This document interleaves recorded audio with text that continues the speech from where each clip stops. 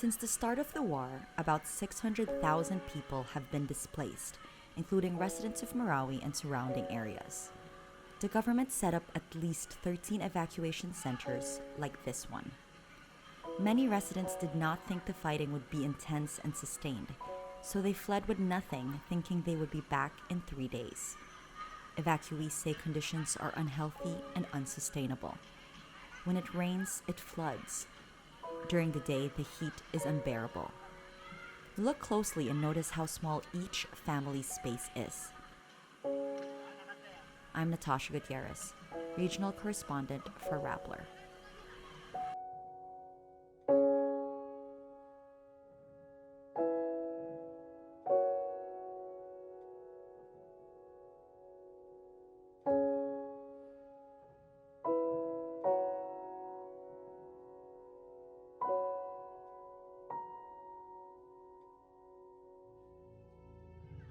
Maranaos can't wait to return, but even if the war is over, it will take a while to clear the city and years to rebuild.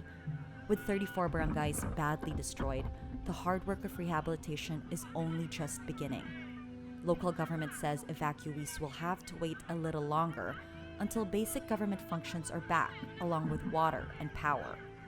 While they wait, the government and non-governmental organizations provide family food packs, but evacuees say their tongues are starting to itch from the canned sardines. The national government estimates it will cost $1.1 billion to rebuild Marawi. Aside from evacuation centers, there are also tent cities like this one, right outside Marawi City, in Sagiran. Here, tents from the Association of Southeast Asian Nations and the Social Welfare Department are temporary homes for Marawi residents. About 400 evacuees live here, with each tent housing 3 to 4 families. Marawi used to be an affluent city in the south, but evacuees have been reduced to this existence for 5 months. When I arrive, women evacuees are gathered in the village hall. They're devastated, exhausted, confused, and angry. Some even blame the military for resorting to airstrikes and destroying their home. They are eager to tell me what they need: foams or folding beds to sleep on. Right now, they sleep on the floor with only a thin sheet of plastic to cover the ground. Wash basins, hammocks, and maybe playpens for their babies. They say a small fan would be nice. They also ask to be taught skills: sewing, handicrafts. They ask me when they can come home, what the houses look like. My face betrays me. Some of them start to cry. Zoraida de Maali shows me her tent. She gets one for her family because she has 6 young boys. That's her sister-in-law Rahania, who stays in a tent next to hers. Zoraida says everything they have now were given by relatives. I don't let my boys go to school because we really don't have anything. When we went to school and I saw that my boys don't have any clothes, I really cried.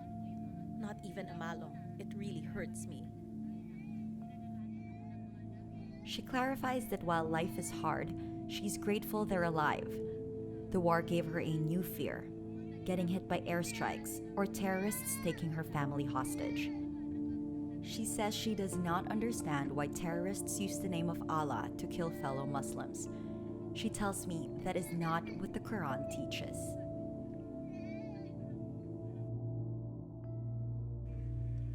While there are heroes from inside the battle zone, there are also everyday heroes outside. I met one of them. Sulaiman P. Ali is the chairman of Barangay Bito Buwadi, Itoa. His family owns this plot of land where the tents are set up. Do you see that area behind the evacuees? He also lent that part of his property so the evacuees could plant vegetables. I asked him why he lent his land. I told the internally displaced people to use this land for farming so that in case the relief goes away, they still have something to depend on. Also the professionals, the teachers, and others who are here, I tell them to plant so the others see them and will follow suit, to inspire the rest. I ask him if it gives them hope. Yes, exactly. A lot of them stress about their homes that were burned or destroyed. Farming lets them forget it. He and his brothers offered to lend their land for 3 years, until the evacuees are resettled. But for many, it's far too late. I'm here in Maqbara Muslim Cemetery where over 90 bodies are buried. Most of these bodies here are terrorists or civilians. All of them are unidentified. This is why, if you look closer, there are only numbers marking their graves.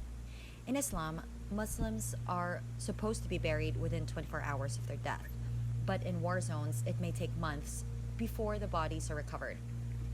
The bodies buried here are in different states. Some were skeletons by the time they were recovered, others were decomposing, but the military thought it would still be respectful to give them a proper burial. So they were brought here in this mass grave. In the distance, you see a mosque. It's very silent here, actually, very peaceful. You can hear the birds.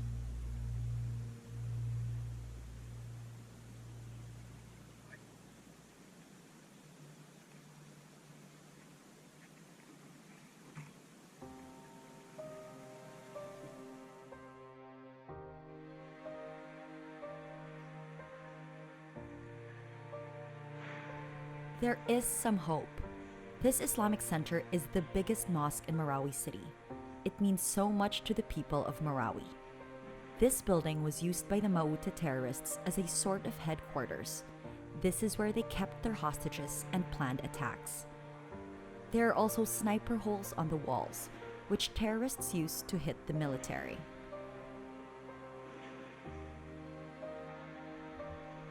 Look up. Those are holes from grenades. The military could have, but did not bomb it, because it vowed not to destroy places of worship and culture.